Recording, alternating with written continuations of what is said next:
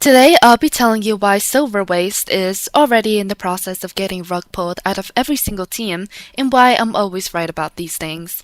I've literally said this would happen long ago, before she even released, and as expected, it did happen. But before that, if you're saving up those stellar jades for the next big banner, then listen up. I've got the ultimate plug, and it's called Kardz. Why pay full price when you can get way more bang for your buck? Check this out. That's 6,480 Oniric Shard packs. It's normally $100, but on Kardz, it only costs $85. With my link, it's also fixed at this price now, so regulars can enjoy whaling without any price hikes. Every single gift pack gets a juicy discount too. Talk about a steal! But here's the best part. They've got self-service top-up now. No waiting in line, and no annoying customer service. Just log into your game and boom! Your currency hits your accounts in under a minute. Fast, secure, and totally safe. I've been using Kardz for ages and never had a single issue. Payments is a breeze as well, super convenient, just like ordering takeout. I always get my best deals on Kardz. Honestly, it's my secret piggy bank for Star Rail. So, if you're tired of burning your wallet on the official store, just use the link in the description to save some money. Trust me, your future self will thank you. Additionally, the first 10 customers to show their orders in my server will receive a monthly pass. Quantities are limited, so it's first come, first served. Anyways, first up, we have to separate my serious points and when I'm just really hoping for something to happen. You can tell the difference from how descriptions and such is worded. Some people couldn't, so my takes may seem unclear. But if you can, then you would know I'm always right. For me to prove my point, we have to look at the historical units first and foremost. Starting off with Firefly, we all knew how bad she was on release.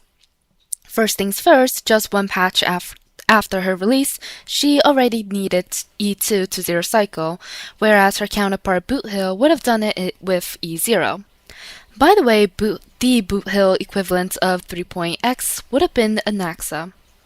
Not only was she lackluster in MOC, she was pretty dogshit even in PF with E2 because her E2 was just a knockoff of Zila's, and she was, by no exaggeration, the only unit in the game that couldn't 0 AV the weakest AS in history. That's being Doomsday Beast back then. This was such a huge anti-feat because that stage gave you ults back and advanced you at the same time, something no stage has done since. It's so easy that even Arlen did it. Her contemporary Boothill had no issues doing it too. Going into 3.x, Break was bricked in general, but if you had Boothill, you can pull out of the archetype since he was doing consistent 0 cycles with just E0 at 0, while with Firefly you would need to be stuck pulling more investment due to the sunk cost archetype with her E2. Also, if you had Boothill, you would have gotten the first AA dice. While with Firefly, even die-hard mains didn't get it with her.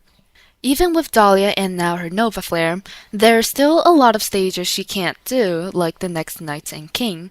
And even when she can do them, with all the shillings she gets, she doesn't even rank top 5 in DPS rankings, meaning investing in her is a scam regardless and always will be.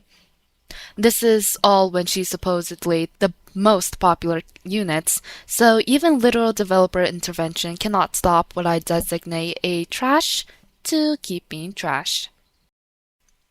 Next one up is Feinen. As you all might have known by now with Robin's release, he's by far the worst 3.x unit bar none. No units in 3.x is worse than him now. Even Aglia stomps this shit-tier, useless unit into the ground with Robin Samaretto. How did this happen, and how was I able to tell that him specifically will become the worst units of that batch? We'll get to that later. People were yapping about Saber being worse despite her tearing him a new one on release with her only issue being lack of support. And the moment she even got any kind of support, even after support got nerfed multiple times in a row, she still clowns Feinen in every aspect of the game.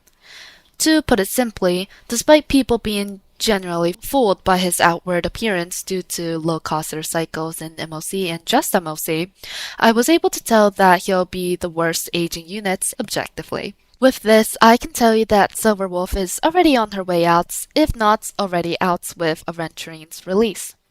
Avon was lackluster, but due to Doom posting, he got buffed multiple times.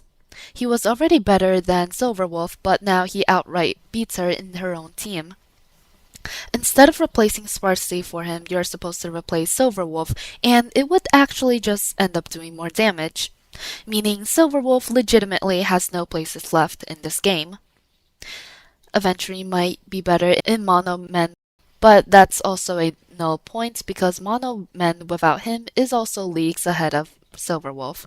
So both these teams are better than Silverwolf already, meaning she has no place in this game. Remember, Silverwolf can't function outside of certain modes too. So what is this metric that I use to make these predictions? I keep talking about some abstract player agency and such to the point where HOS has managed to twist it to fit the Silver Waste narrative, even though it will never and can never fit her. So what does it really mean? The real way to judge a unit's player agency is actually by their degrees of freedom.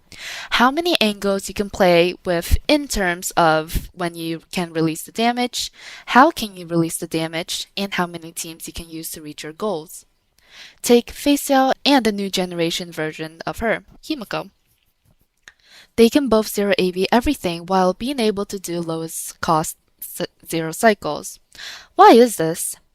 Because first and foremost, you can release however much damage you want at any time. Everything is controlled. They can also use basically any teammates due to how their kits function with really soft restrictions. With the other 3 units, they move in fixed intervals and restrictive kit-wise. One of them even kick teammates in general, which is double dip on restrictions.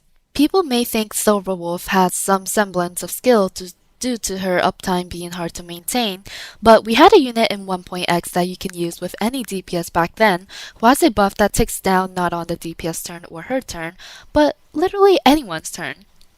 Does that mean everyone's skill ceiling is high due to that?